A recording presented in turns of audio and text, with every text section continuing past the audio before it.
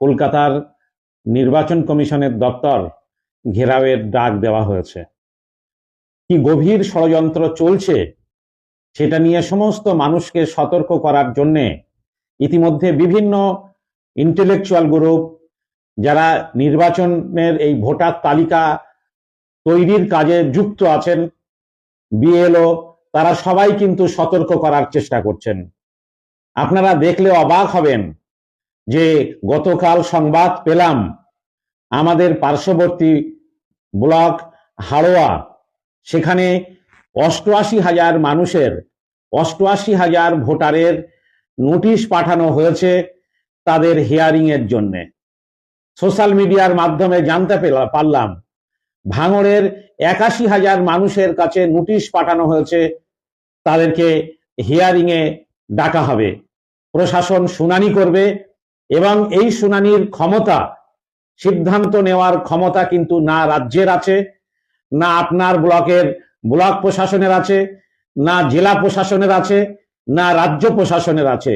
জানা যাচ্ছে আপনার হিয়ারিং এর ফলে যে নথি জমা দেবেন আপনি, তা কিন্তু পাঠানো হবে সম্পূর্ণ দিল্লিতে। সেখানে জ্ঞানেশ কুমারের দপ্তর, জাতীয় নির্বাচন কমিশন যাদেরকে মনে করবেন কেবল তাদেরকেই ভোটার তালিকায় নাম রাখবেন।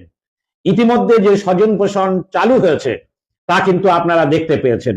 কেননা আপনারা আগেই শুনেছেন যে সমগ্র কাজটা এআই দিয়ে পরিচালনা করা হচ্ছে।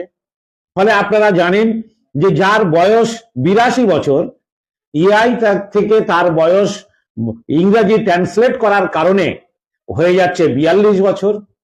ছেলের বয়স 55 বছর, বাবার বয়স 82 বছর। কেন এটা ঘটছে তার জবাবদিহি সাধারণ ভোটারকে করতে হবে, নাগরিককে করতে হবে। তা না হলে তার ভোটাধিকার থাকবে না, তার নাগরিকত্ব থাকবে না। প্রত্যেকটি মুসলিম এলাকা দেখে দেখে গভীর একটা ষড়যন্ত্রের জাল বিছানো হয়েছে, যাতে করে আপনারা জানেন, অনেকেই বলেছিলেন বাংলা খালি হয়ে যাবে, নিউ টাউন খালি হয়ে যাবে, লক্ষ লক্ষ রোহিঙ্গা চলে যাবে, 1,20,00,000 মুসলিম ভোটার এখান থেকে বাদ চলে যাবে।